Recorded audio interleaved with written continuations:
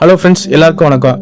இந்த உலகத்திலே பெரும் சக்தி பெற்றவர் யாருன்னு பார்த்தோம்னா ஒன்று சிவபெருமான், இன்னொன்று மகாவிஷ்ணு அப்படின்னு சொல்லி ஈஸியாக முடிச்சிடலாம். ஆனால் இந்த மகாவிஷ்ணு கையில் இருக்கிற சக்கராயுதத்துக்கு இணையான இருக்கிற சக்தி பெற்றது விஷ்ணு கையில் இருக்கிற கோவர்தன வில். அதே போல சிவபெருமான் கையில் இருக்கிற சூலத்துக்கு நிகரான சக்தி பெற்றது எதுன்னு பார்த்தோம்னா அது சிவபெருமான் கையில் இருக்கிற திரிசூலம். அப்படி இருக்கும் பொழுது இந்த விஜய தனுஷுக்கும் இந்த கோவர்தன வில்லுக்கும் நடுவில் போர் வந்தா யார் வெற்றி பெறுவா, அந்த கையில வச்சிருக்கிற வீரன் யார் வெற்றி பெறுவா அப்படிங்கறது இந்த வீடியோல ஃபுல்லா பார்ப்போம் நண்பர்களே. வாங்க. இந்த விஜய தனுஷை யாரு கையில வச்சிருக்கா அப்படின்னு பார்த்தோம்னா அது மகாரதியான கர்ணன், அப்புறம் பெரும் சக்தி பெற்ற வீரனான கர்ணன். நெக்ஸ்ட் இந்த கோவர்தன வில், அதாவது விஷ்ணு கையில இருக்கிற வில்ல யார் கையில வச்சிருக்காரு அப்படின்னு பார்த்தோம்னா விதுரன். அப்படி இருக்கும்போது விதுரனுக்கும் கர்ணனுக்கும் போர் வந்தா யார் வெற்றி பெறுவா அப்படிங்கறது இந்த வீடியோல ஃபுல்லா பார்க்கணுன்றீங்களே. வாங்க. வாழ்க வளமுடன். அனைவருக்கும் தமிழ் வணக்கம். டிராகன் யூடியூப் சேனல் வாயிலாக உங்கள் அனைவரையும் சந்திப்பதில் மிக்க மகிழ்ச்சி. நம்ம இந்த வீடியோல கர்ணனா விதுரனா இதில் யார் சிறந்த வீரர் அப்படிங்கறது இந்த வீடியோ ஃபுல்லா பார்ப்போம்.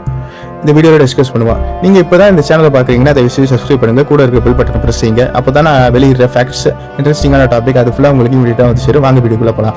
இப்போ நம்ம விதுரனை பத்தி பார்ப்போம். விதுரன் யாருன்னு பார்த்தோம்னா அஸ்தினாபுரத்தின் இளவரசன்.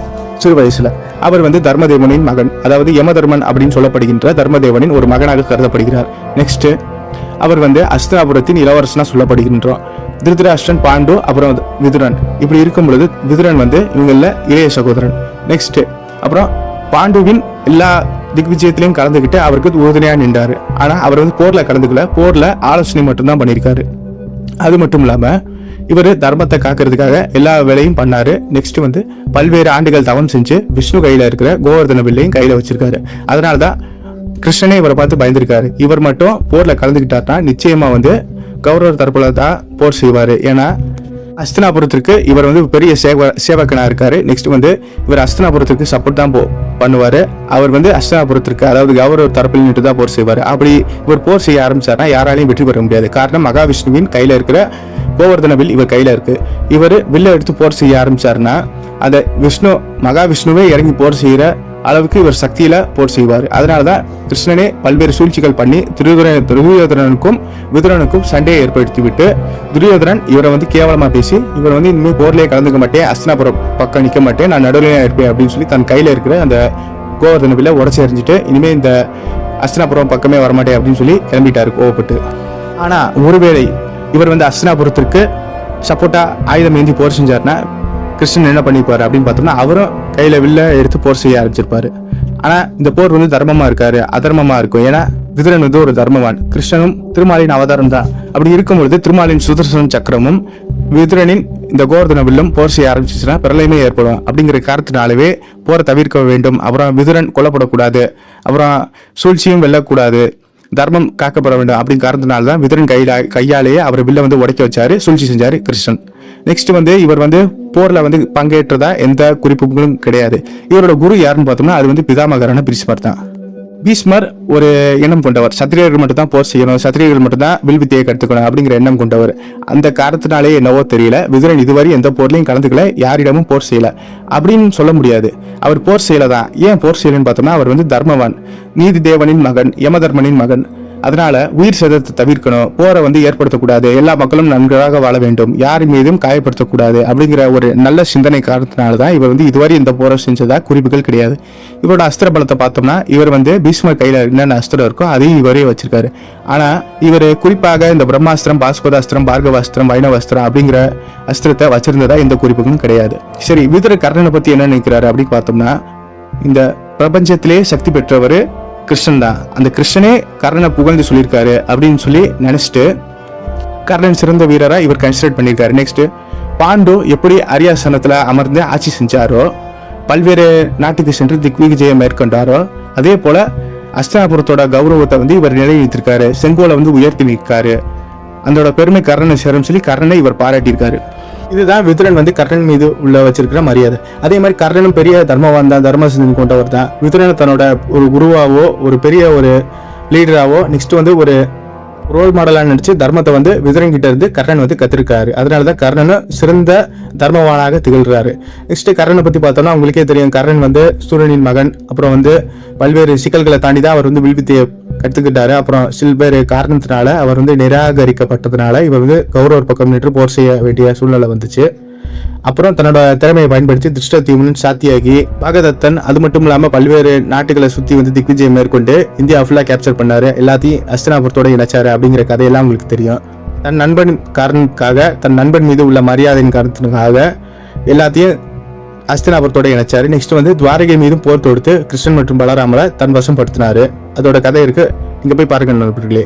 அப்புறம் கர்ணன் கையில என்னென்ன வில்லு இருக்கு பார்த்தோம்னா, கர்ணன் கையில வந்து விஜய தனுஷ் இருக்கு, அது ஒரு தெய்வீக தனுஷ், சிவபெருமானின் தனுஷ். அப்புறம் அவர் கையில பிரம்மாஸ்திரம் இருக்கு, பரசுராமர் வழங்கிய பார்கவாஸ்திரம், நாகாஸ்திரம், அப்புறம் வந்து இந்திரன் வழங்கிய சக்தி வாசவி அஸ்திரம் அப்படிங்கிற பல்வேறு சக்தி அஸ்திரத்தை வந்து கர்ணன் பெற்றிருக்காரு. இப்படி இருக்கும் பொழுது கர்ணனுக்கும் விதுரனுக்கும் போர் வந்தா யார் வெற்றி பெறுவா அப்படின்னு சொல்லி பார்த்தோம்னா, விதுரன் தர்மத்தை கடைபிடிக்கிறவர், கர்ணன் வந்து போர் தந்திரத்தை கடைபிடிக்கிறவர், போரை கடைபிடிக்கிறவர், சத்திரிய தர்மத்தை கடைபிடிக்கிறவர். இவர் வந்து போர் செய்ய விரும்ப மாட்டார், இவர் போர் தான் பிரதானமா நினைக்கிறவர். ஆனா கர்ணன் தர்மவான், விதுரனும் நீதிமான், அதனால இவங்க 2 பேத்துக்கு நடுவில் போர் வராது. ஆனா அஸ்திர பலத்தை பார்த்தோம், இவரோட அஸ்திர பலத்தையும் பார்த்தோம்.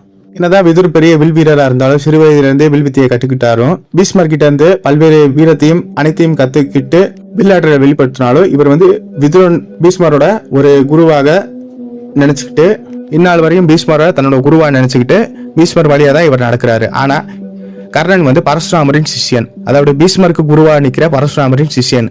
இந்த வகையில பார்த்தோம்னா பீஷ்மர் தான் சிறந்த வீரரா விதுரன் கன்சிடர் பண்றாரு. ஆனா கர்ணன் வந்து பரசுராமர் தான் பெரிய சத்திரியனின் அம்சமா கருதுறாரு. அதனாலதான் இவர் வந்து குருவுக்கு குருவான பரசுராமரிடமே அனைத்து இதையும் கற்றிருக்காரு. அதனால இந்த பாயிண்ட்ல வந்து கர்ணனை சிறந்தவரா சொல்லலாம்.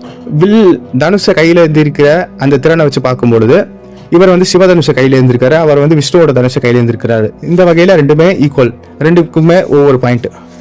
அப்புறம் அஸ்திர பலத்தை வச்சு பார்த்தோம்னா கர்ணன் வந்து பல்வேறு அஸ்திரத்தை தன் கையில வச்சிருக்காரு. குறிப்பா நாகாஸ்திரம், அப்புறம் பிரம்மாஸ்திரம், பார்கவாஸ்திரம், அப்புறம் வந்து இந்த இந்திரன் கையில இருக்கிற சக்தி அஸ்திரம் எல்லாத்தையும் வச்சிருக்காரு. ஆனா விதுரன் இதுவரை எந்த அஸ்திரத்தை பயன்படுத்துறதாகவும் கையில வச்சிருக்கிறதாகவும் எந்த குறிப்பும் கிடையாது.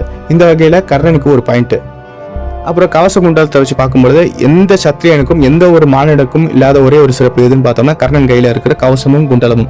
அது சூழ்ச்சி பண்ணி தான் அதை வந்து கர்ணன் கிட்ட இருந்து வாங்கினாங்க. கர்ணன் கிட்ட கவசமும் குண்டலமும் இருக்கு, விதுரன் கையில வந்து தர்மம் கவசமா என்று அவர் காப்பாடுது.